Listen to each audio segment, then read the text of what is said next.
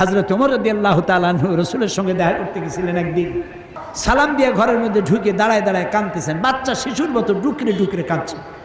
রাসূলুল্লাহ জিজ্ঞেস করছেন, ওমর কাঁদো কেন?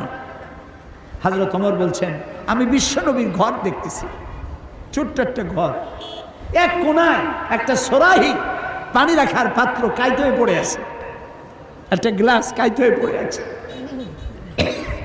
আর এক কোনায় 1 কেজি কি আধা কেজি জব পড়ে আছে, আর রাসূল শুয়ে আছেন দড়ি দিয়া বুনানো একটা খাটিয়ার উপরে, চাদর নাই, বালিশ নাই, হাত মোবারক মাথার তলে দিয়ে শুয়ে আছে, পিঠ মোবারকে দড়ির দাগ কেটে আছে।